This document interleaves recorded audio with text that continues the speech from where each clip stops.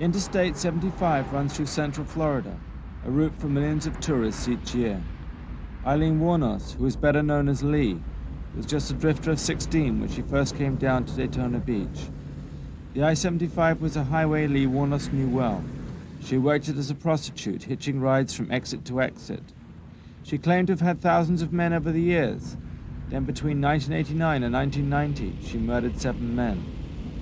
The FBI labeled Lee Wuornos America's first female serial killer, and since then the book and movie deals poured in. Lee Wuornos' girlfriend, Tyria Moore, once a prime suspect herself, was not charged. Before their arrest, police were hunting for 2 women, popularly referred to as the Angels of Death. Serial killings seem to have become a brutal fact of life. Tragically, they happen so often, they sometimes take on a horrible familiarity. But there's one string of murders unlike any you've ever heard about.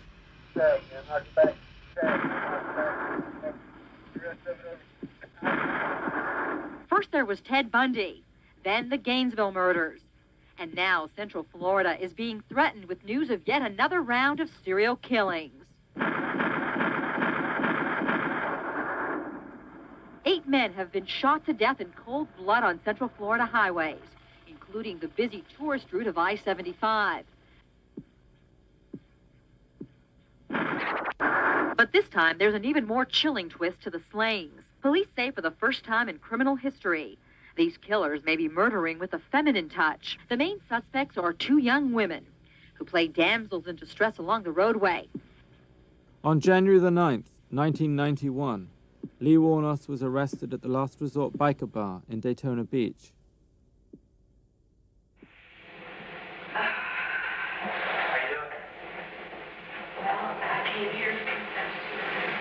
This is the original police video of Lee Wuornos confessing to the murder of 7 men. Tyria Moore, her girlfriend, was not charged. I wish I never got that gun. I wish to God I never was hit a hooker. I just wish I never would have done what I did. I still have to say to myself, I still say that it was a self-defense. Because most of them either were going to start to beat me up or were going to screw me in the ass. You know, like the penny ones don't ash you sometimes and they get rough with me. So I fight them and I get away from them. And then as I get away from them, I run to the front of the car or jump over the seat or whatever, grab my gun and just start shooting. Which they would be out of the car, most of them would be nude. Because they took the clothes off. And then they did, you know, didn't think about running back in a car or anything. I would start shooting out from out of the car. Shoot out.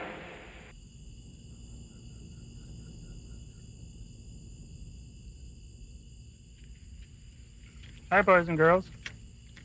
This is Steve Glazer, Lee's lawyer. When I was a child, I was abused by my parents, and I developed an imaginary friend. And I built him. Now, Lothar is the protection that I don't have. My dog died, so I keep Lothar out here to keep the drug addicts away from the house. And you made Lothar yourself? Made him out of my own... I made him out of my own 2 hands. I built him. Steve and Lothar lived in a teepee together for several years. Let's see. This is Steve's office. Before he became a lawyer, Steve worked as a musician. He once opened for Leon Redbone.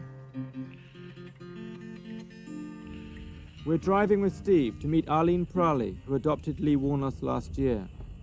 Aileen, a born-again Christian, lives on his 35-acre horse farm, where she breeds Tennessee Walker horses.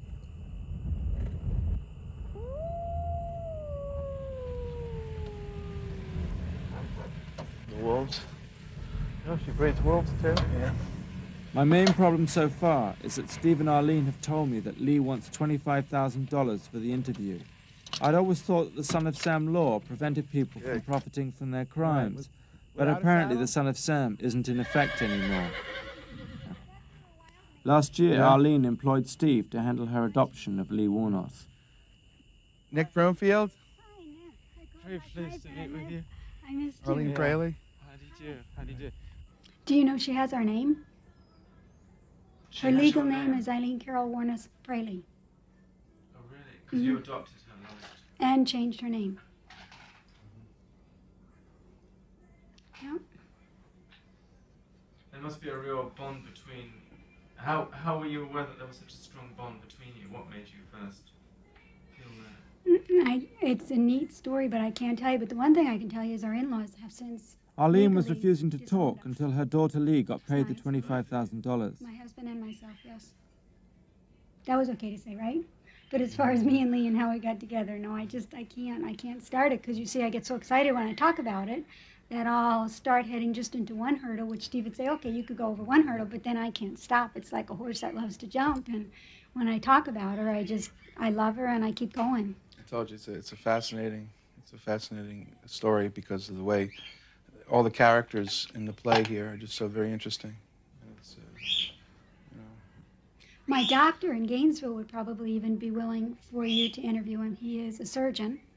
And when I had my accident last year on April the 14th, it was horrible. I mean, I got kicked in the back. It lacerated my liver and broke 3 ribs. They thought I was going to die. And my doctor said it was the love of God going through me as a channel toward Aileen Wuornos that saved my life. They said I was going to die, but the love that I had so much for her and knew she couldn't be alone pulled me through. They all said I was going to die. They beat my husband. He was out in Las Vegas at a convention, and I pulled through. So, I mean, there's a lot to this that just, it's, like he says, fascinating.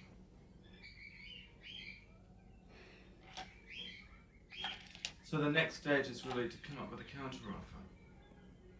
no, the next stage is coming with $25,000. Right. But okay. Well, then do if a you don't, then the counteroffer. next thing to do is to really get a counteroffer, and let's tell her something, Express it okay? out to her today. Because this way, like I told you before you left, I said, you know, please don't come here with the understanding.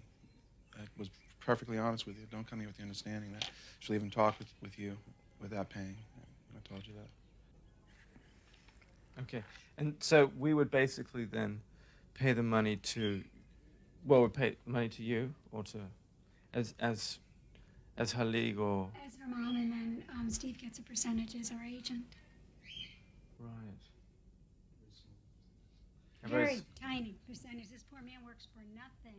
In fact, Aileen and Lee's relationship is extremely well documented, and it seemed far cheaper at this stage to buy in some local TV footage. Levy County horse farm owner Arlene Prowley has come to the aid of accused serial murderer Aileen Wuornos. Prowley says she and Wuornos speak on the phone to each other frequently. We have become super good friends ever since then. She is a beautiful woman. She's not at all like the media has portrayed her to be. She's very kind, compassionate. She's got a heart of gold. This Thanksgiving should be a special one for the Prowley family, because this year they hope to be with their newly adopted daughter. But she isn't a newborn. She's 35-year-old Aileen Wuornos. Her eyes, there was just something about her eyes that before we ever knew her, there was something that deep within me said she is not capable of doing what they are accusing her of doing. Over the next few weeks, a strange friendship blossomed, with both women exchanging daily letters, phone calls, and even poetry. In one poem, Aileen wrote, "You are way too kind to get to know my kind of mind." I felt like I had known this person forever. And that was the weirdest feeling to me because I've never experienced that before. There are times when I'm there and she's so sad. And I know if I could just hold her and pray over her, it would pick her up. It would make her feel better. It would give her hope. And to not be able to do that at this point, it's about driving me nuts. I know that it's not motivated by anything like greed or self-betterment or improvement or anything like that. I know this is a religious, spiritual desire and that Aileen and Robert are going to undertake. Prowley says she's not interested in any book or movie deals, and her only motivation for this adoption is good old-fashioned Christian love. and the desire to have a family after all these years.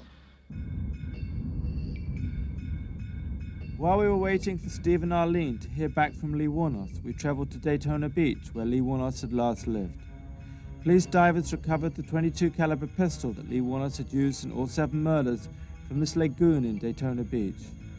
Lee lived here with Tyria Moore, her lover for over 5 years, a woman she referred to as her wife and whom she was desperately in love with. They lived together at this motel, the Fairview, and it was here that Lee Wuornos and Tyria Moore first saw the police composites themselves. Witnesses claimed to have seen them driving one of the murder victims' cars. Tyria Moore fled to her family's home in Ohio, leaving Lee and eventually betraying Lee and testifying against her in court. Lee Wuornos was charged with all 7 murders. Tyria Moore became the main police witness against her. This is Lee Wuornos as she was first being charged. A prostitute from the age of 14, Lee had a long history of neglect and sexual abuse. Lee was born in 1956 in Troy, Michigan. 3 months later, she was abandoned by her mother. In 1963, her father committed suicide in prison. He was serving a sentence for sodomizing a 7-year-old child. Tyria Moore represented the most stable relationship in her life. Do you understand the nature of the charge? Yes, I do, sir. Do you wish to be represented by counsel? Yes, I do. Can you afford to hire an attorney? No, sir. Do you work? No. I'm in jail. How can I work? Well, obviously you're not working now, but how long has it been since you've last worked? Oh,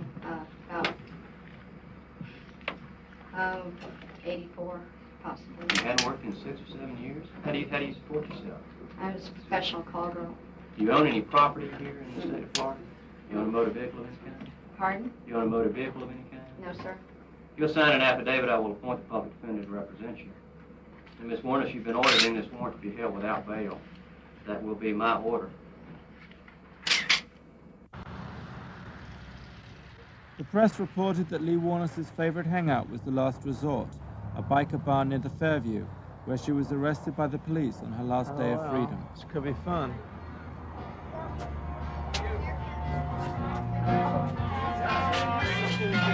Hi, how do you do? How do you do? We were looking for someone called, is he called Cannonball or something? I guess I was wrong. Can I help you? Yeah, we were looking for someone called Cannonball. CB. Hi, how do you do? All right.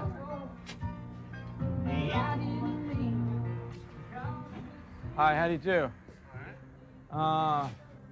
So did you actually know Lee well, or not particularly? As well as a bartender knows an occasional, she only come in here like maybe a half a dozen times. She wasn't really a regular customer, a real frequent. She was. Came in occasionally. Well, she didn't have no transportation, and when she would walk back to where she lived down the road down here, this was on the side of the road, so she just stopped by. I see. And then she got drunk down there the night before she got arrested, and she came down here and she slept on that seat for a little while. And, on that seat there. Yeah, and she was just here when I got here the next morning. But as far as knowing anything about her personality or anything, I don't really know anything. And she was a flat cracker, so nobody in here tried to pick her up. Flat cracker. A lesbian. Cannonball told us to come back the following day when the human bomb was performing. Someone who reportedly knew Lee well.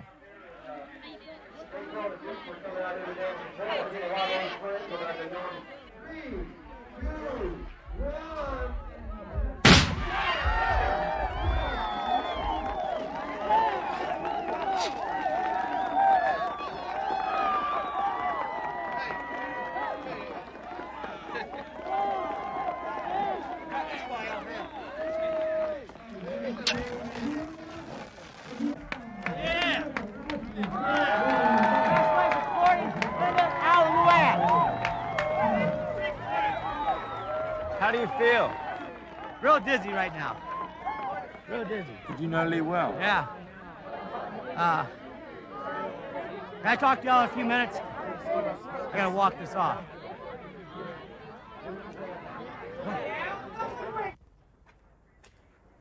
We went to visit Dick Mills, who we'd heard of from various tabloid accounts of his sex romps with a serial killer.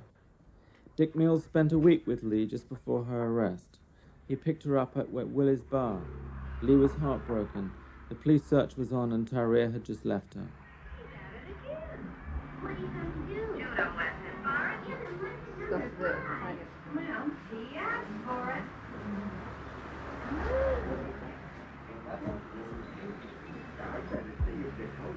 Oh, hi. They had nothing to do with it. Not yet. This is that paper you're talking about? Yeah, it's called My Sex Romps with Kinky Man Killer. That's what the article's called. All I want to know is, who's the best lawyer right there, man, to sue him for this trash? I've never talked that shit. Can I quote you a bit? If you said this, right? Can I quote you a bit? Well, you retell me what it is you want to quote. It says, she stayed at my place for 5 days. At first, she seemed perfectly normal. But after a while, she began making some really weird confessions. We were lying in bed one night when she started talking about her favorite sexual fantasies. She said she often got turned on by imagining she had a black hood over her head and was tied to a tree in a forest. Then a guy would come up, rape her, and shoot her in the head. She said the actual killing would make her climax. I was real sickened by what she said. Wrong. There's partial truth to that, but most of that, I don't know where it came from or who got it or nothing about it. And you can check any film anywhere in the country or anybody that's got it, and I've never said that. Okay? It goes along the lines that she told me one time, that the idea was that she'd like to lay in bed out in the middle of the forest, the woods, or somewhere in the mountains or something, have a hood over her head or something, and somebody crawled in through the window or side. No, they had the hood on or something, and would rape her, this and that kind of shit, and she liked that. I mean, as far as all these other things go pertaining to it, there's no reality to it. Did you get any feeling that she hated men, or? No, I just got the feeling she's what she was, a dyke, except I didn't know she was a killer. There's no way I could know that. But, could you tell that when you made love to her, or? Nah, not particularly. She just probably liked it either way, whatever came along. Didn't really seem to matter much. It's just another bad experience, I'm sure, for both of us. But that is a bunch of garbage. Like I say, why don't you ask them where they got the bullshit from? That's what I'm more amused than that. Who told them, who told them the lies? Or authorized them to write lies? Aren't they capable of telling the truth? I guess the truth doesn't sell many newspapers sometimes. But she couldn't have always hated men. It sounded as though you had some kind of a relationship. I don't know. It was just that we were two lonely, desperate people in a bad situation, but except for the killing factors I didn't know about. And so it's just two people getting along for a little while, I don't really know how to explain that. But when you made love to her, you couldn't have felt that she hated men? Because she's been portrayed as a sort of man-hater in the I never really gave it much thought one way or the other. Just, I don't know, whatever turned her on at the moment, or whatever she could get away with, I guess. But from everything I've heard and read and seen since, not pertaining to this, I'm talking about what's been on TV. Well, why do you think she didn't kill you as well? You have to ask her that. Well, what's your feeling? Just maybe one possibility. I don't know what this other woman looked like, but I might have resembled her. Maybe I do, maybe I don't, or she might resemble me. You mean her lover? And maybe it was just a mental thing with her. Yeah, this woman she's living with. Yeah, her lover, whoever it is. All I ever heard was tie somebody. I don't know anything else. So if you want any answers to those questions, you'll have to ask those people. Whether it be the Thai character or whether it be Aileen, whatever her name is herself. Before she received her first death sentence, Lee planned to live in this cottage on Arlene's ranch and help her to breed horses. Arlene also raises wolves. She believes they represent an important part of our spiritual lives, all too often forgotten today. We'd been in Florida a week now, and nothing had been heard from Lee. Arlene always maintained that she and Lee had a very close relationship, but something was obviously wrong. Aileen now seemed to be negotiating her own personal appearance fee, entirely separate from Lee's. She quoted the Montel Williams show as paying $10,000. But how much do you think you want if we don't have Lee in the film? You talked to Steve. I've never done this before. I said to Steve, well, you're not my criminal lawyer, so can you be my agent? And he said, yes. He said, just have the Brits call me. I've never done this before. What do you think might be a fair price? I have no idea. I have no idea. I've never done this. I have never done this before.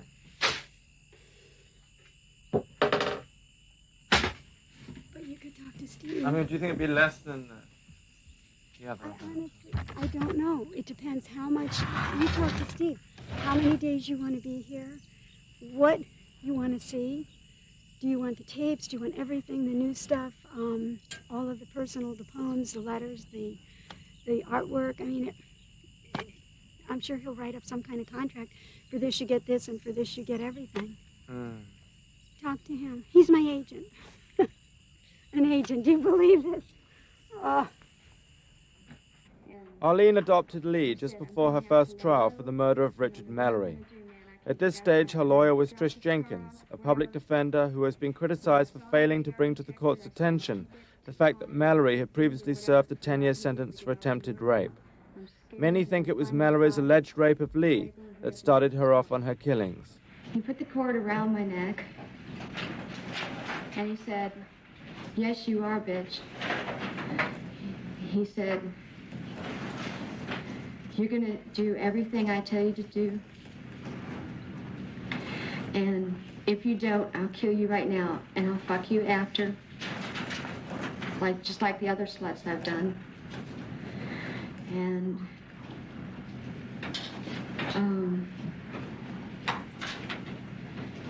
then he said, it doesn't matter to me. Your body will still be warm for my huge cock. And he said, he was choking me and I was holding it like this. And he said, do you want to die, slut? And I just nodded no. And then he said, are you gonna listen to everything I've got to say? Have you do? And I just nodded yes. And he told me to lay down on the car seat. Okay, what happened next? Then he began to start having anal sex. Okay. And he's doing this very violent manner, movement. And then I don't know if he came or climax. I talk street talk, so I don't know if he did that. And he violently took himself out and violently put himself in my vagina. Were you saying anything to him at that point? No, I was crying my brains out. Okay, then what happened? All right, so he takes the Visine and he lifts up my legs and he puts what turns out to be rubbing alcohol in the Visine bottle, and he sticks some up my rectum area. And that really hurt really bad because he tore me up for a while. And then he put some in my vagina, which really hurt bad.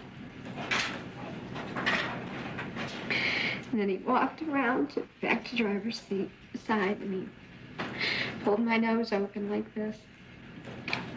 Pulled them open and he squirted rubbing alcohol down my nose. And he said, I'm saving your eyes for the grand finale. And he put the Visine back on the dash. And I was really pissed. I didn't care. I was yelling at him and everything else. He was laughing away, saying, that's what I want to hear. I love it when you start crying and all that pain. I thought to myself, I gotta fight, I'm gonna die. This guy is gonna play with me, and then he's gonna kill me. He's already said he's gonna kill me. He's already said he killed other girls. I gotta fight. I jumped up real fast and I spit in his face. And he said, "You're dead, bitch, you're dead." And he's wiping his eyes. And I laid down real quick and I grabbed my bag. And he was starting to come for me. And I grabbed my bag and whipped my pistol out toward him. And he was coming toward me with his right arm, I believe. And I shot immediately. And I think I shot twice, as fast as I could.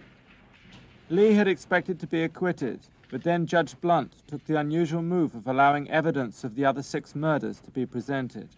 Until by warrant of the governor of the state of Florida, you, Aileen Carol Wuornos, be electrocuted until you are dead. And may God have mercy upon your course. Scumbags of America.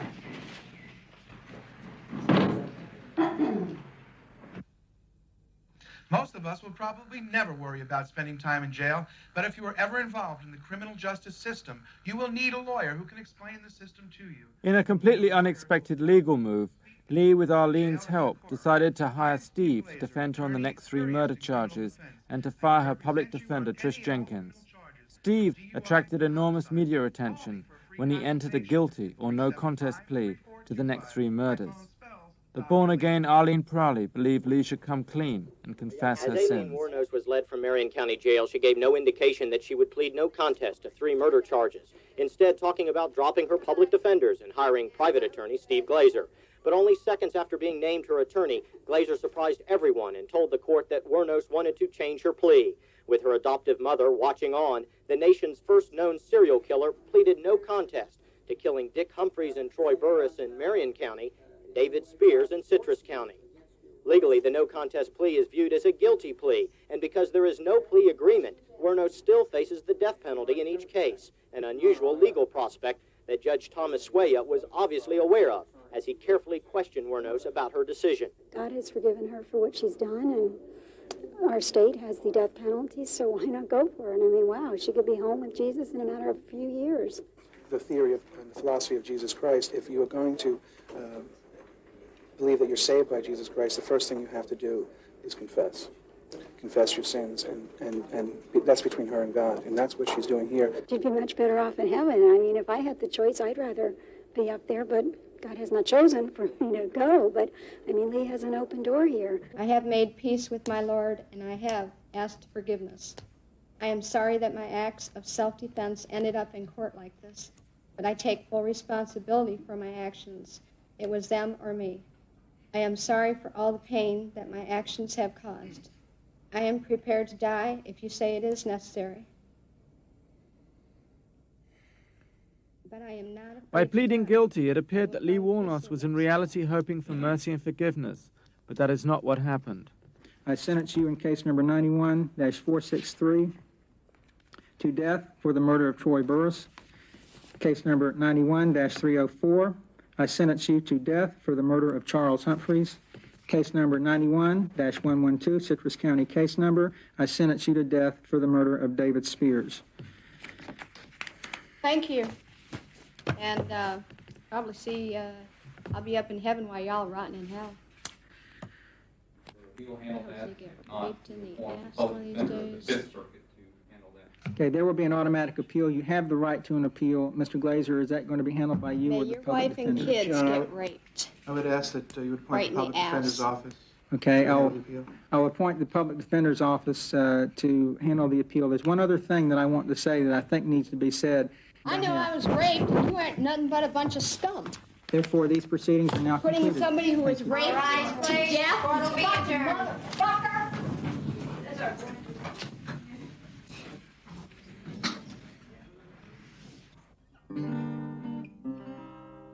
Steve played this song to Lee after she received the death sentences. Just before they serve him one last meal, shave his head, then tell him how he feels. The warden comes to say goodbye. Reporters come to watch him die. Watch him as he's strapped into the chair. Have you seen the Iron Lady's charms? Legs of steel, leather on her arms, strapping on a man to die, a life for life, an eye for an eye, and death's the Iron Lady in the chair. I haven't seen that in a long time. I'll do it again later, but I just haven't seen it in a long, long time. What does Lee think of that song? I gave her a copy of it, and I sang it for her. And I didn't have my guitar, but I sang it for her in the cell, and she enjoyed it, especially the part about in the courtroom, watch the balance of the scales. If the price is right, there's time for more appeals. The strings are pulled, the switch is stayed, the finest lawyer's fees are paid, and a rich man's never died upon the chair. We travelled down to visit Lee at this maximum security prison on the edge of the Everglades, a 7-hour trip from Gainesville where Steve and Arlene live. I learnt that Lee was now enormously depressed. She desperately missed Tyria and barely communicated with anyone. Arlene and Steve still hadn't heard from Lee since we'd first arrived in Florida over 2 weeks ago, and I realized their relationship with Lee was not as close as I had first thought.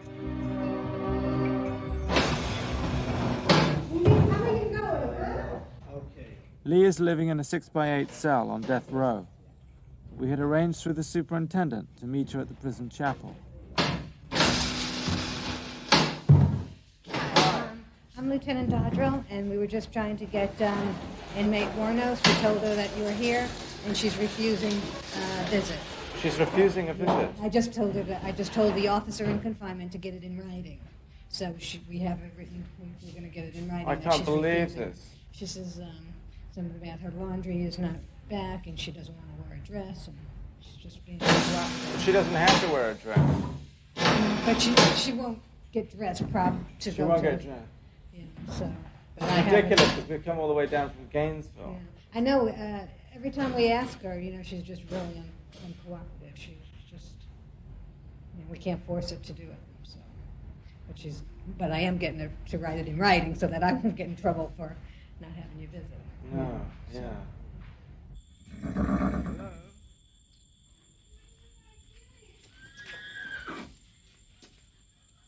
Hi. We were looking for you. You what? In this heat? Well, it's not that. Why didn't you drive out? Because the gate was locked down. Oh, it's just for the horses not to get out. Ah. So how did it go? Well, Rita rolled her eyes. This is not good. I have more bumps. This is terrible. she wouldn't talk to us. She wouldn't see us. Why? No idea. She just wouldn't. She just didn't want to talk. Didn't want to say anything. Didn't want to communicate. So we didn't get anywhere. That's a shock. That's a total shock.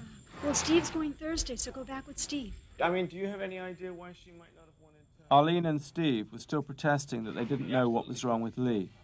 They seemed unable to explain why they still hadn't heard from her. So in a sense, now we're trying to find out from you what.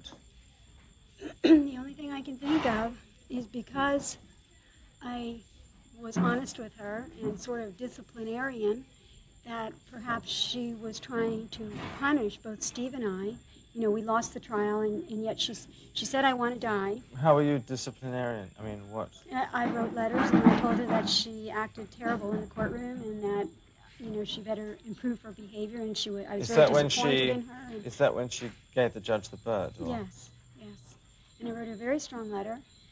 I also told her I was sick of her doubting me and doubting Steve, that he was a very honest human being. He did just what she wanted, and because we lost, that was not his fault. So I feel, in a sense, that perhaps with the money, she knows the devastation financially that we are in, and she could help now. And this is her way of punishing me and punishing Steve by saying, well, good, we could get this money if I gave an interview. I'm not doing it. Why do you think she was so mad at both of you at the end of the last trial? Because we lost, because she has 3 death sentences. She said she wanted to die, but in her heart she wants to live. So you know how you say, I'm hungry, feed me, but you really don't want to eat? That's basically it. I want to die, but when she got the 3 death sentences, she was furious. That's why she gave him the bird. If it comes, it comes, and when it comes, it comes. Steve, though, was still insisting Lee wanted to die. His whole justification for entering a guilty plea for Lee was that she wanted to go to the chair. And you're sure she wants to go to the electric chair? Yes, I'm sure. I'm sure that in her anger and grief and torment, and the fact that it's very, very hard to live with the fact that she killed 7 men, 7 people, that she does want to die for it. She cried in the courtroom when she read her statement. She said, I'm not afraid to die, but if you feel it necessary to kill me, so be it.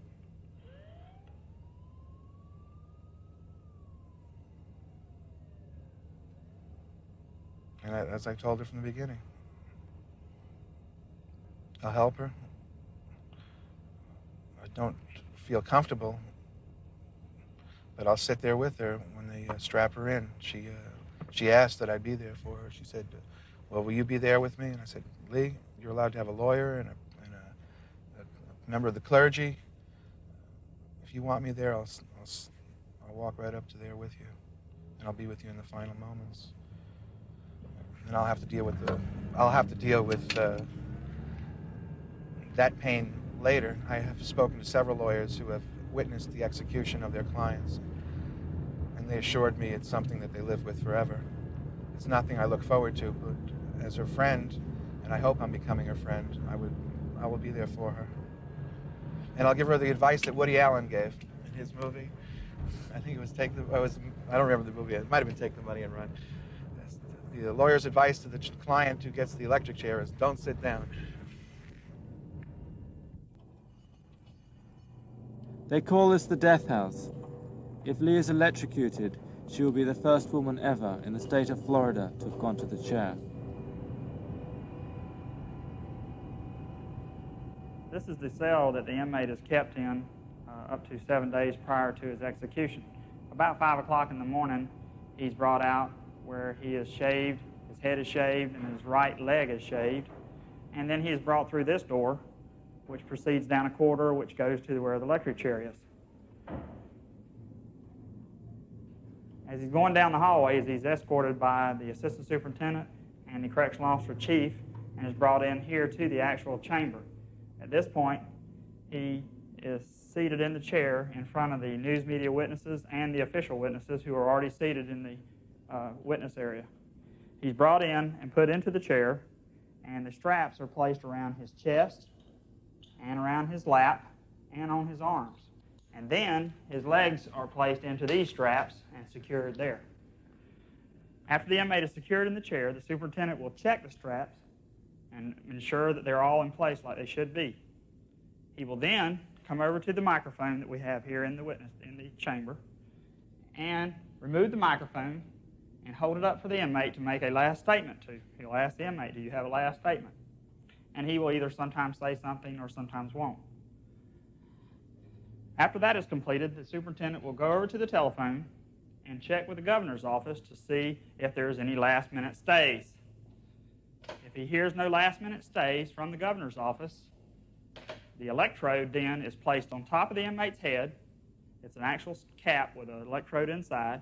It's secured onto his head. One of these electrodes here is then fastened onto the top of the headpiece. Another device is placed around his calf, and the other electrode is placed onto that piece. After that is completed, the superintendent will make a motion to the executioner, who is here inside the execution chamber where the executioner is. And he will nod to the executioner to go ahead and proceed with the execution. The executioner will throw a switch. The switch will start an automatic cycle, starting out at 2400 volts at about 8 amps. At this point, after they have seen that it has been carried out, they observe some tendencies of the inmate when the voltage hits him to tense up. It's almost simulating as if someone was lifting weights. And that's the only motion that you see out of the inmate, is just a tensing of the muscles. After that cycle is completed, there's 2 physicians who are sitting here in the chamber who come over and examine the body to see that if the inmate is in fact dead. It was 6 a.m. Steve was off to visit Lee and hopefully get us in the following day. Steve said it was a 7-joint ride to the prison, and he brought along a tape of his own music with him singing and playing all the instruments, especially for the occasion.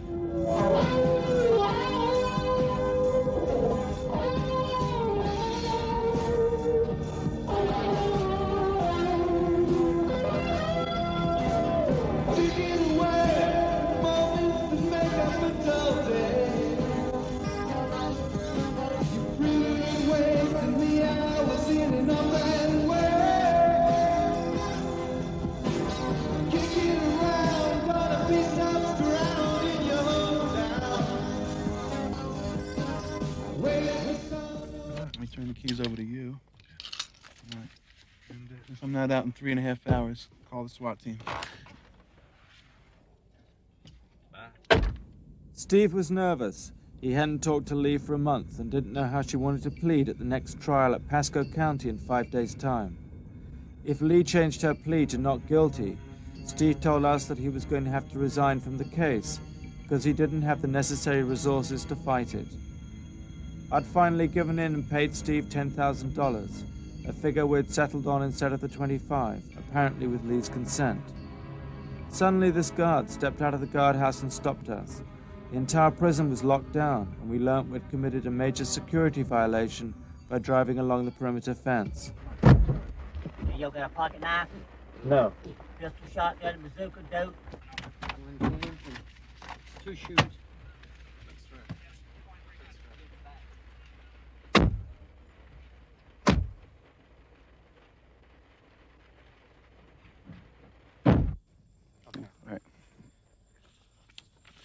All right, here's the contract. I'll just have her sign it. The trip to the prison had gone well. Lee Wuornos was going to keep to her no-contest guilty plea for the trial at Pasco the following week, and Steve and Aileen were to be paid $2,500 apiece. Yeah, wait a second. What's Davy Crockett doing on a $100 bill? Here I am paying Aileen her money in advance, in exchange for a proper interview and additional What'd you information. Say, $1,000 on sunup in the 4th race at Belmont?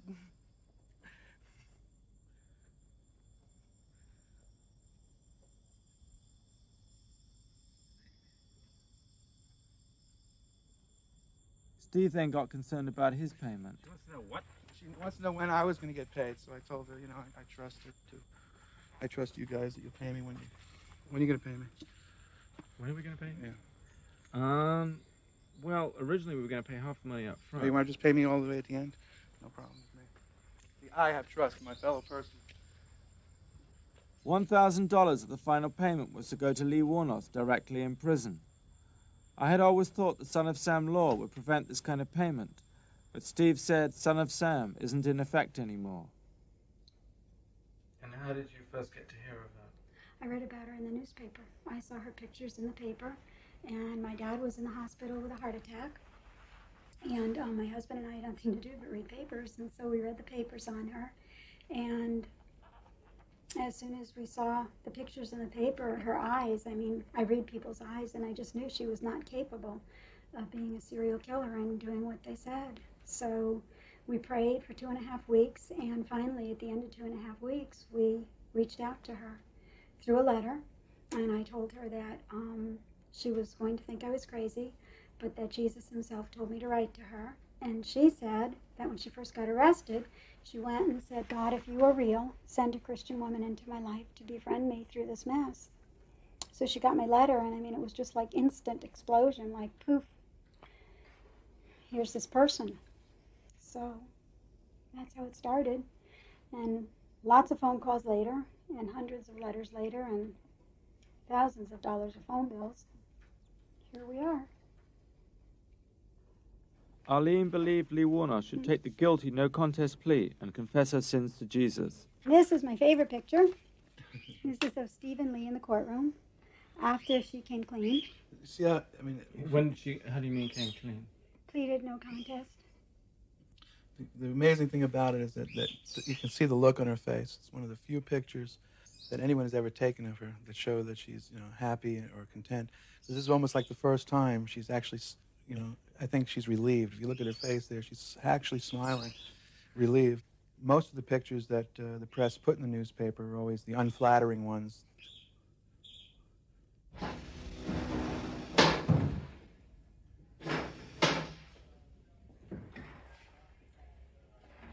Now that Lee had been paid, we returned to the prison the following day.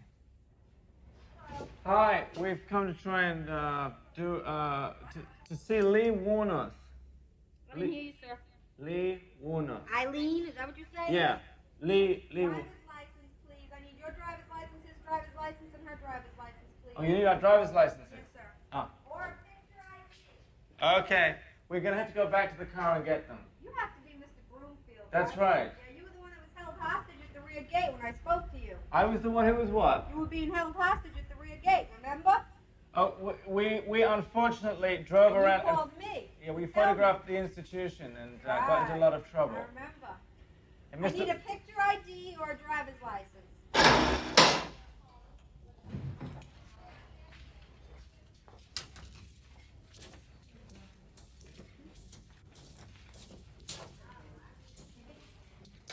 Thank you. We waited for an hour for the prison escort to take us through. Then we heard Lee was again refusing to talk. Apparently, since Tyria betrayed her to the police, Lee just wanted to be left alone in her cell. There's been enormous public pressure to send her to the chair, and each county wants to be seen to be the one to do it. You don't want to be present for today's hearing. Because I'm tired of this re-election jazz. They're just trying to get promotional ladder climbing and political prestige from this. And I'm sick and tired of this. I'll probably get 3 more death row sentences, and then I got to go to Pasco and Dixon for 2 more death row. How many times you got to kill me? You know, I mean, this is bullshit. They don't need to be doing this.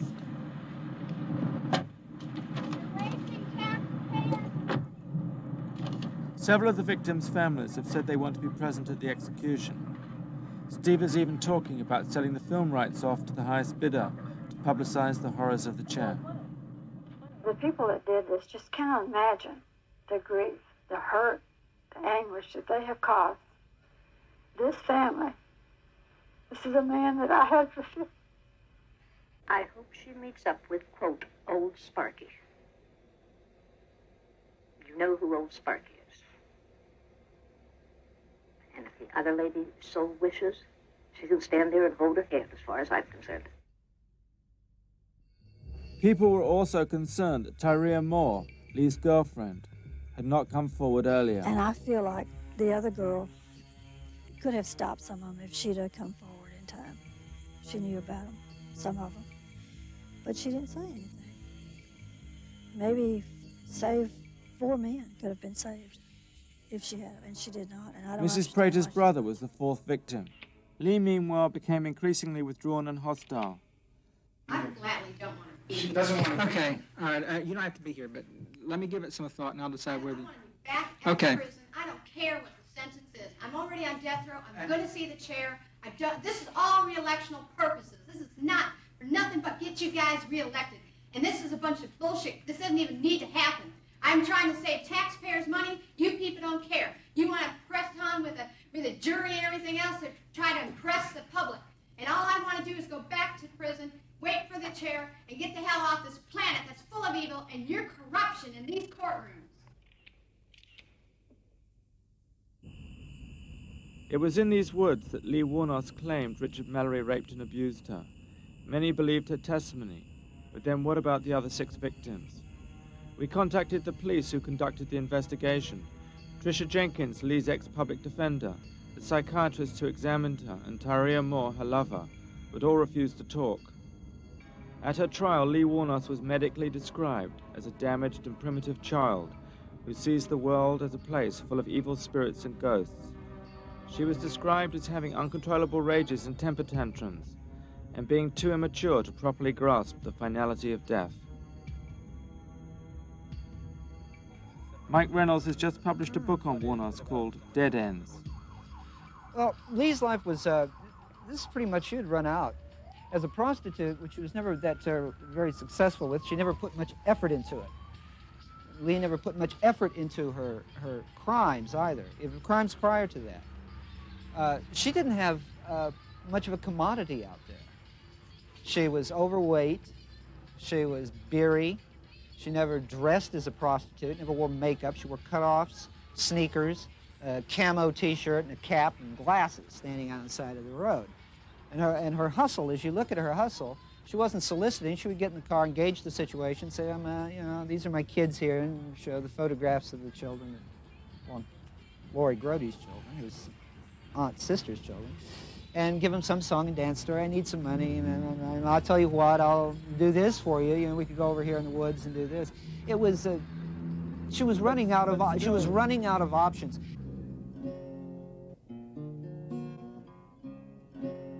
Oh, oh, oh, yes, I'm a public defender. It was the night before the trial at Pasco County. Other lawyers were accusing Steve of greasing Lee's path to the electric chair and being unfit to represent her. They would turn their backs on Steve as he walked into the courthouse. This no contest plea. Oh, oh, oh, yes, I'm a public defender. Pretending that I'm doing well. When the rich make bail and the poor stay in jail, I wonder what I'm doing here. Steve still insists Lee wants to die. So why did she get so angry when she was sentenced? I mean, why did she have the outburst that she had in court? Why did she give the judge the bird? Why did she react to you and to Aileen in the way that she did after that sentence was passed? Maybe you misunderstand what I have. No problems with Lee. Lee had no problems with me after that play. Well, I thought there was a long time when she didn't write to either of you. Or no, all right. We're talking on March 31st. She entered a change of plea. May 15th, she was sentenced. May 15th till now is what? It's 30 days. And in that 30-day period, I have written to Lee twice and seen her. And Well, you just saw her? Yeah, I just saw her. We are finally about to see Lee Wuornos on her way to court. All the press attention has made her into something of a star. Even before her arrest, up to 15 Hollywood movie companies were competing for her story. To date, Republic Pictures and CBS have produced a TV movie called Overkill, starring Jean Smart as Lee Wuornos, and there are 2 feature films being negotiated. There are also the chat shows, documentaries, and the books. The deal on a Killing Day gives Arlene Prawley 33% on every paperback sold. Lee, facing yet another death sentence, seemed to be more upset about these deals than anything else. Yes, I'd like to say that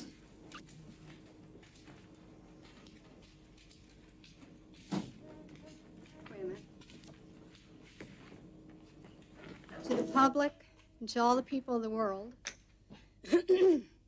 and to the news personnel that have been working on these trials and these cases for the past 16 months, that had stated defamations and mendacious lies of 98.6% magazines and news articles, to probably paid off by the cops to vile my character, make me look like a monster and deranged or something like a Jeff Dahmer, which I'm not. I intend to expose the crooked cops to the people all over the world, not just America, not just Florida, all over the world before I die.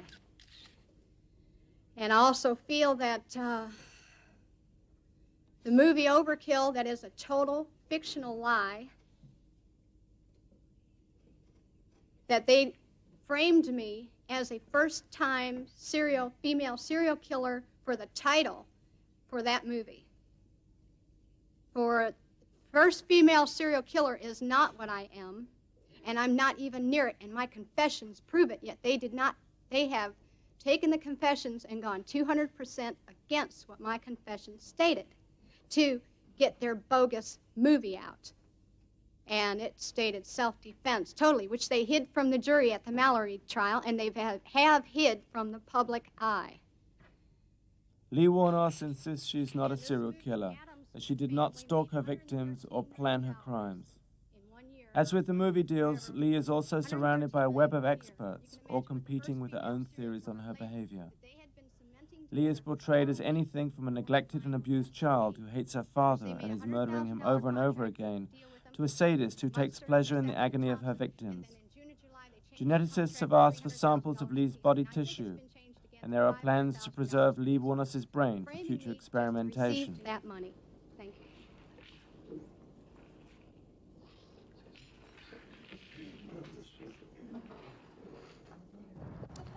Sheriff Morland! We're chasing Sheriff Don Morland across the Marion County car park. Sheriff Morland has avoided our phone inquiries about 3 of his officers reportedly having had movie discussions with Hollywood a month prior to Lee's arrest. We've also contacted the Public Defender's Office, the State Attorney's Office, and the Public Prosecutor's Office, all of whom have refused to talk to us. We tried to get Sheriff Morland to speak, but all he did was to lock the door of his public building from the inside.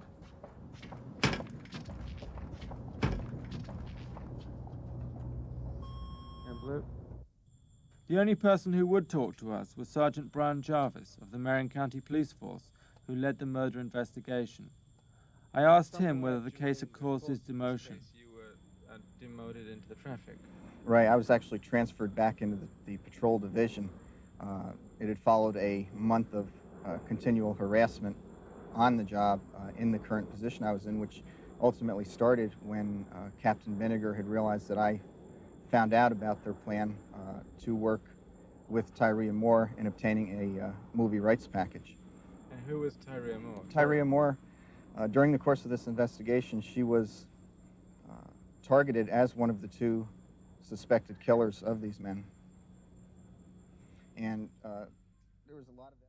A state attorney's report found that 3 of Jarvis's fellow officers, Captain Vinegar, Sergeant Munster, and Major Dan Henry, were involved in movie discussions with Tyria Moore after Lee's arrest. Yeah, ultimately, when the arrests came, Lee Wuornos was charged with the murder, and Tyria Moore was not charged with anything, but she was made a state's witness, and she was working with these fellow officers on obtaining movie rights. I met her in a bar. The police had found Tyria in Ohio, where she agreed to set up her lover to confess. We were sitting on the floor watching TV, and she just come out and said, "I have something to tell you." And I asked her what, and she said that she had shot and killed a man that day. She loved you, didn't she? Yes? She said she'd do anything for you, didn't she? Yes, she did. And in order for her to say what you wanted her to, you lied to her, right? Yes. It was, in fact, much more than a couple of times, wasn't it? It could have been. Do you recall giving a deposition this morning? Yes, I did. Tyria Moore agreed with Sergeant Jarvis's superiors to help get Lee to confess. Tyria was brought back down to Marion County and housed in a motel. From the motel, Tyria Moore had a number of phone conversations with Lee, who at that time was held in custody in jail but had not yet confessed to the murders. These conversations were monitored and made under police supervision. Hello? Hi. Yes. Yes. Hi. Hey. Hey, I had to call you early because I didn't know if you were going to leave today or what. I don't... What the hell's going on, Lee? They've called. They've been up to my parents again. They've got my sister now asking her questions. I don't know what the hell's going on. Huh. What are they asking your sister questions for? I don't know. Lee, they're coming after me. I know they are. No, they're not. No, listen. They've got to. Why are they asking so many questions then? Honey, listen. Do what you gotta do, okay? I'm gonna have to because I'm like gonna go to jail for something that you did. This isn't fair. My family is a nervous wreck up there. My mom has been calling me all the time. She doesn't know what the hell's going on. Okay. Do what you gotta do, okay? Alrighty. What? I'm not going to let you go to jail.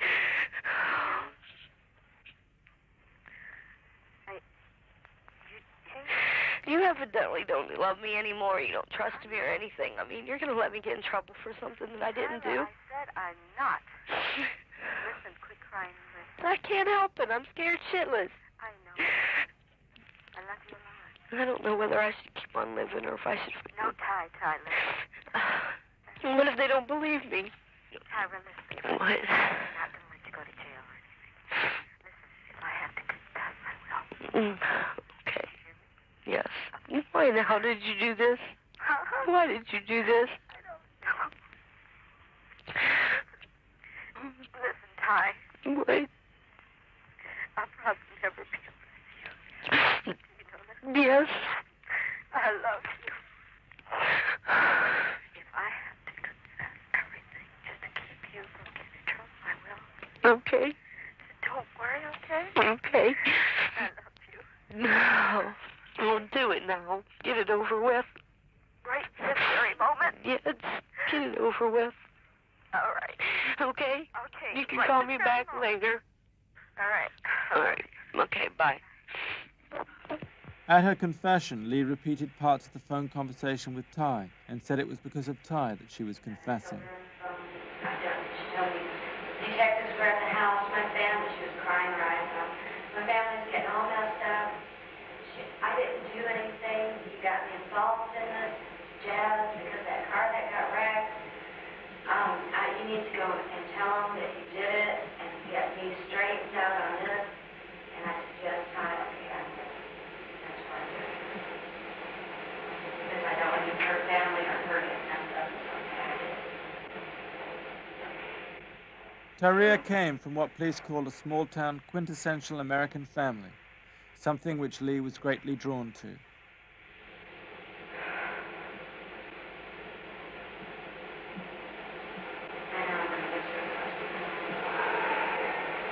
She's a real big person. So sweet and kind.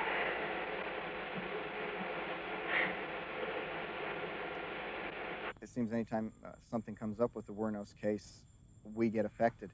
For example, on October 31st, just days after depositions had been taken on the case, I came home from work and went to my back door and noticed a note in the door. And the note... The back door here? The back door of my house, yes. And the note was stuck in the door, and I read it, and essentially it said, you know, keep your mouth shut unless you want your family to get hurt. And I really didn't think too much of it at the time because, you know, I've seen threats before. It's no big deal. But I turned it over to the Florida Department of Law Enforcement just in the event that anything did happen. I wanted them to have it documented. Less than a month later, on November 25th, my wife had gone out to the post office in the store during the daylight hours. It was like 10 o'clock in the morning. When she came home, the house had been broken into. The doors were ajar. She went up to my office, and all of the files on the Wuornos case, on the investigators, and all the information I had been trashed. Nothing else had been touched in the house. This is the note that was pinned to Brian Jarvis's back door. He suspects the burglary was connected with the Wuornos case, but has been unable to prove who was responsible. I have no way to prove who broke into my house. I went to the Hillsborough County Sheriff's Office. I went to the Florida Department of Law Enforcement. I had hoped that I could get a good investigation done. Instead, the Florida Department of Law Enforcement initially accused the media of breaking into my house to create a story. It was ridiculous. They refused to acknowledge the fact that there was something wrong here that they had to check into, and they refused to check into it. After accusing the media, they accused me of setting up the burglary. Totally ridiculous. They wouldn't... Brian Jarvis now works as a private investigator in Tampa. He resigned from the police force. And I could see from that point on, you know, the state attorney's office wouldn't do anything in their investigation up in Ocala. FDLE wouldn't do their job down here. I wrote to the FBI. It took 4 months to get a reply from them. In the meantime, we were literally awake for weeks at a time because we were afraid to go to sleep at night. And it really messed up our whole lifestyle, you know, but just the thought that they could get away. The evidence confronting Tyria Moore, she was in possession of property belonging to one of the murder victims, yet she was never charged with anything. She had been seen when we brought the composites around, a person in a convenience store said, I saw two people fitting those descriptions in here, and the date and time she gave was the same date and time that we narrowed Mr. Humphreys down to being there, because we had found a receipt in his car. A statement was taken from her. It was never followed up on. She was never shown photographs of the girls. She was never followed up on in any manner. There is no evidence that Tyria Moore was involved in the killings. We talked to the clerk at the convenience store. She remembered seeing Tyria and Lee together, but refused to give us an interview.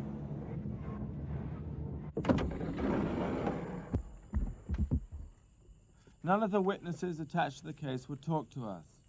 This man met Tyria Moore and Lee Wuornos when they crashed a car in these woods belonging to Peter Sims, one of the murder victims. If y'all don't get in that van and get out of here, I'm going to call the law. Well, we just wanted to ask about Lee Wuornos and Tyria Moore at the truck stop. I don't want, I got nothing to say. I don't know if something happened with that car before or after or whatever. I don't know. Because there was a guy called Ray who fixed it, right? Yes. We tried to talk to him, but he seemed very frightened. Yes. What do you think? Why do you think he was frightened? I don't know. He might be scared that girl gonna get out of jail and get him next. I don't know.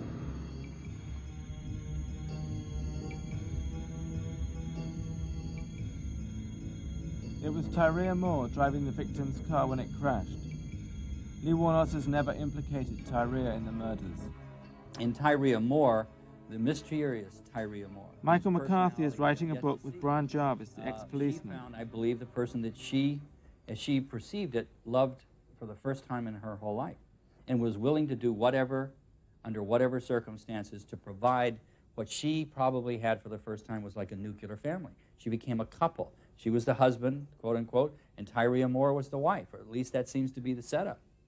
Out of that spirals a life of incredible resentment, frustration, and rage. And who does she kill? She kills her father over and over and over again. The police say we don't know how many men she killed. She kept killing the same guy. We don't know what triggered it off, but it wouldn't take a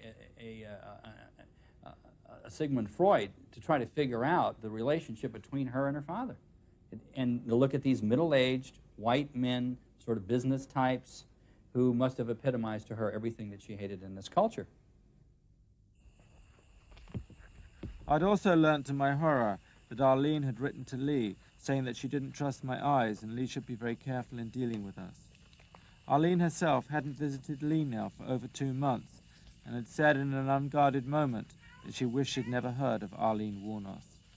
Now, I am asking you very quietly, turn the cameras off We have and paid leave. you half your money.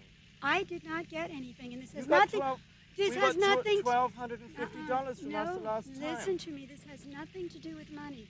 This has to do with trespassing and invasion of my privacy. I'm asking you to turn the cameras off and leave until Steve comes. This has to do with reneging on a deal that you made. I said I would and speak a with contract you. that you have signed. Yes, Stephen Glazier would be here. I do not see Mr. Glazier's body anywhere on the premises. Mr. Glazer is not written into the contract. The only time we can film you is with Mr. Glazer.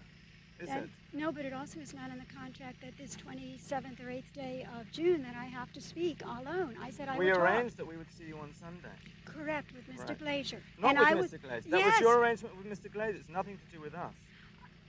Rita, I'm asking We've you for been the here now third for time 4 to turn weeks. off the cameras. We've been here now for 4 weeks. Originally, we were going to see Lee the first week. Look, legally, I have a right to tell you you're trespassing. Now, I will talk to you with my attorney, period. I don't like coming home from I think you're a hard... very, very deceptive person. Well, that's fine. And I think you've been playing games. I think you are a trespasser. And I think you're incredibly mercenary. And I think you've been playing around with us, and I've had enough. Well, fine. I am asking you to please leave, and I will speak with you with Mr. Glazier, period. I don't like coming home after hard days, doing stuff, and having cameras on you. This has gone on forever. We've paid you. I have which not is something gotten I never that. We gave you $1,250 the last time we were here. You didn't get that? It was given to Steve Glazer, who put it in your hand. We filmed us giving it to you. Now, this is the 5th time I have counted. I am asking to turn off the cameras. You Did are we trespassing. or did we not give you the money? I'm not speaking anymore.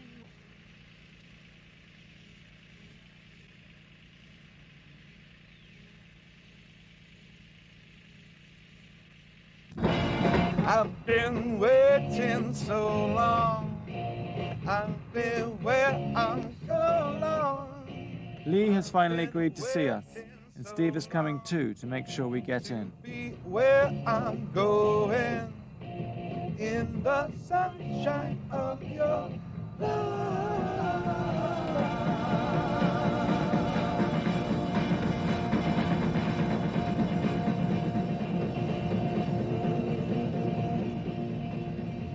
1967, and the hits keep rolling on WWW, spinning stacks of wax back to back. Pardon me, I didn't get to hear you. All right. Yep. Will you let me know when she is? Okay. Hey, you don't have any secret cameras in your belt, do you? Oh, no, I just have this rather large one right here.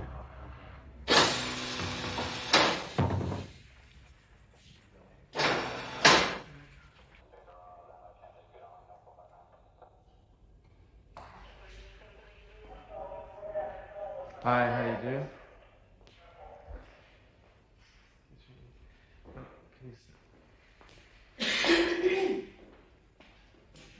Sorry about the delay, but when I just got from trial, there was no way.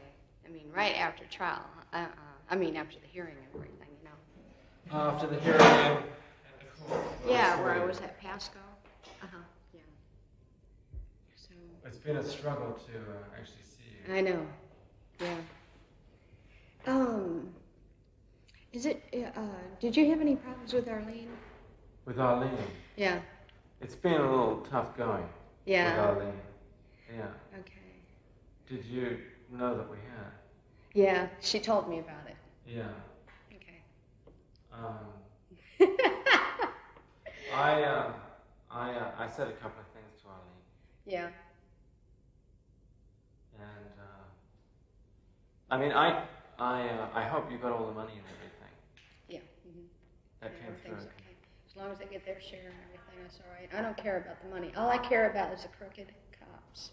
Well, one of the questions I wanted to ask you was why, in a sense, why the money, in a sense, was important to you. Because you can't, how much can you spend here a month?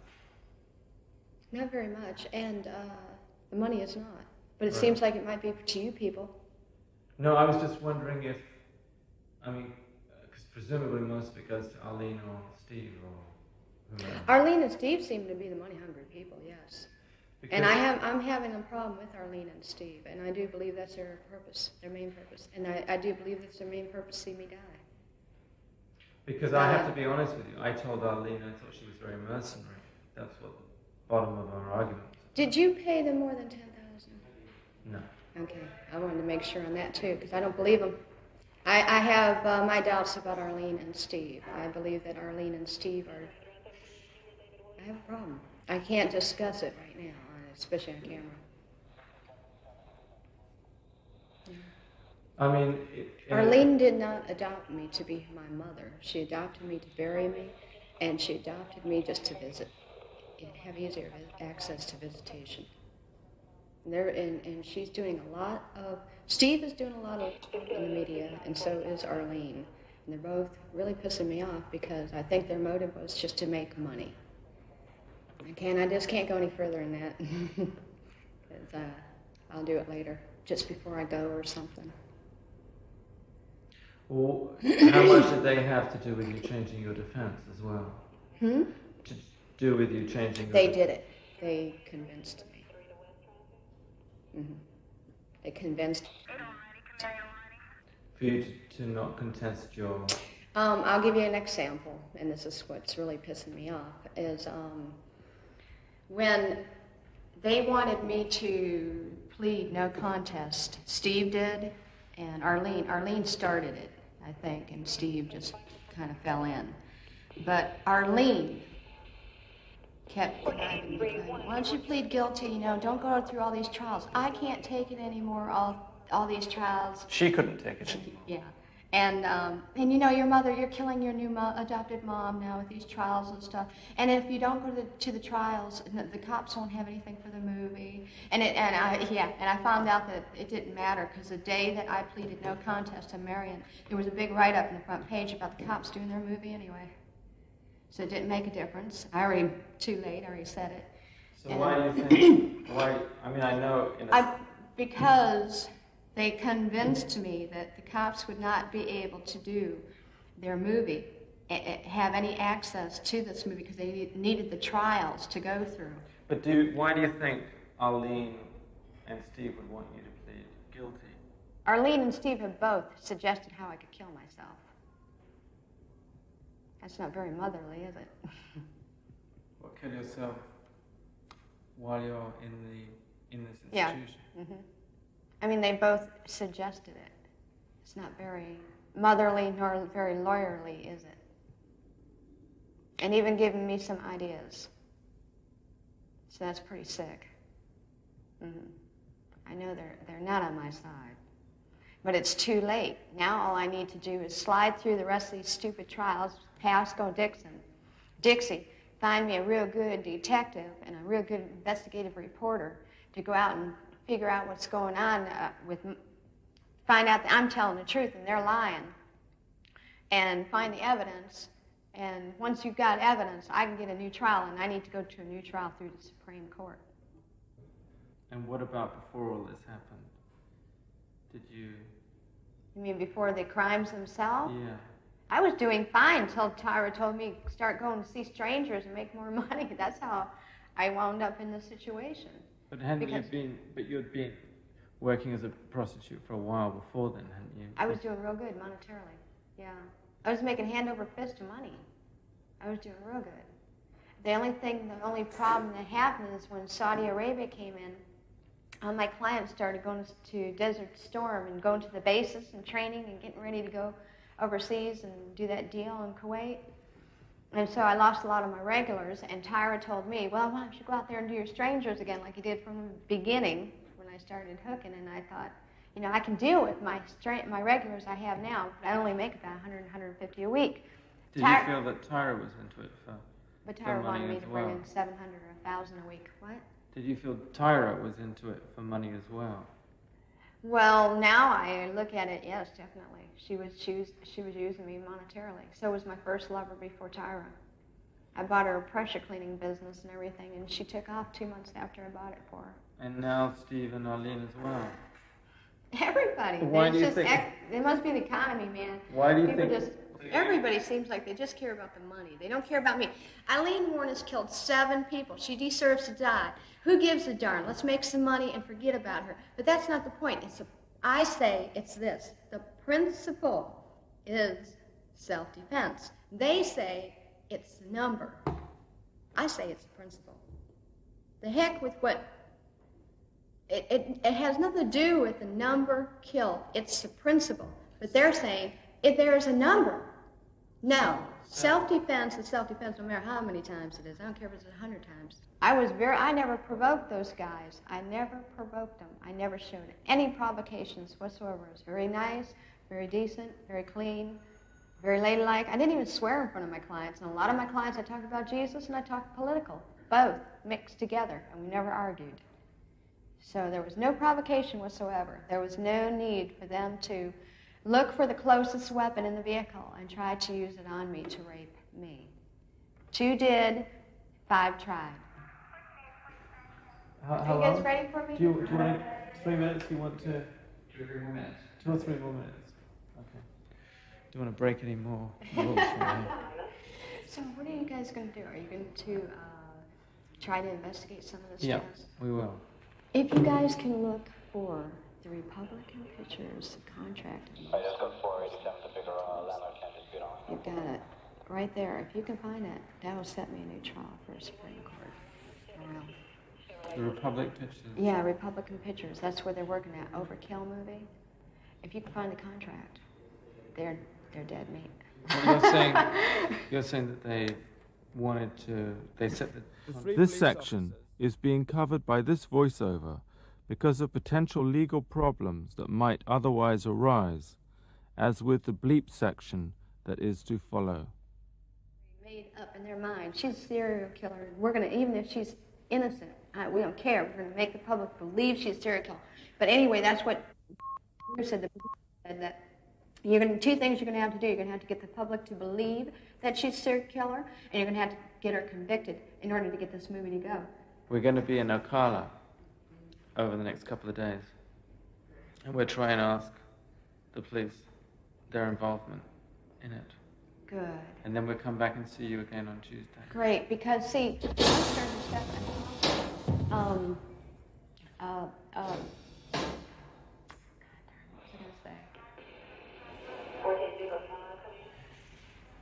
We tried to contact the police officers Lee mentioned, but they declined comment.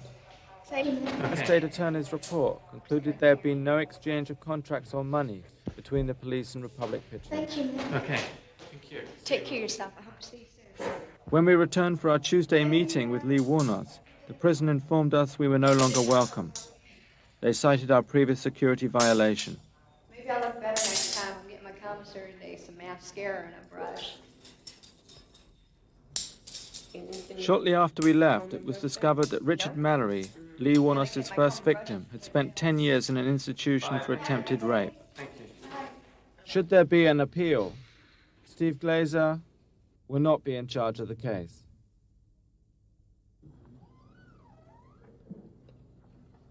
Several months after we left, the Hollywood movie discussions reportedly caught up with the police. Sergeant Munster and Captain Binniger have both been transferred out of the Criminal Investigation Division, and here, Sheriff Moreland is announcing the resignation of Major Dan Henry following the bugged phone conversation he had about the Wuornos movie deals. Good afternoon, ladies and gentlemen. This is one of the most unpleasant things I've ever had to do. And I'll read to you a release. On November the 10th, 1992, Major Dan Henry resigned as Chief of Staff of the Marion County Sheriff's Office after being notified of an investigation being conducted by the Florida Department of Law Enforcement. The investigation was requested by Sheriff Don Moreland and Sheriff-elect Ken Ergel after information was received by the Sheriff's Office from attorney Bill DeCarlis in behalf of his client, Deputy Bruce Munster. The investigation being conducted by the Florida Department of Law Enforcement centers around taped telephone conversations made by Deputy Munster between he and Major Henry involving the Aileen Wuornos case. The Florida Department of Law Enforcement... There's speculation that if it is found the officers did receive money, all Lee Wuornos' death sentences could be overturned. The sheriff's office car. Could I speak to Sheriff Moreland, please? Sir, I'm sorry, the sheriff is not in right now. Can I take a message and have him call you back? Superintendent Butler, please.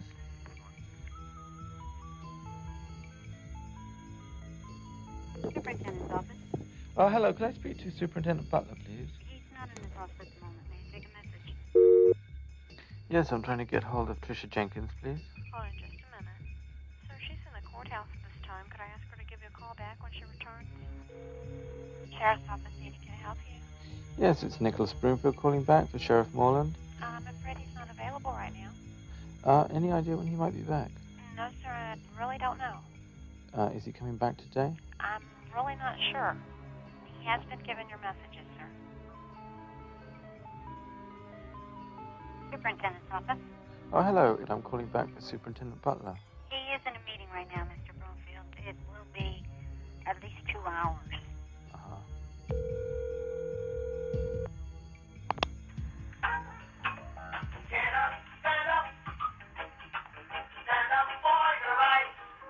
Hello, you've reached the law office of Steve Glazer. Need someone to get up and stand up for your rights? Well, maybe I can help you. Send me a message to the sound of the tone, and I'll get back to you as soon as possible.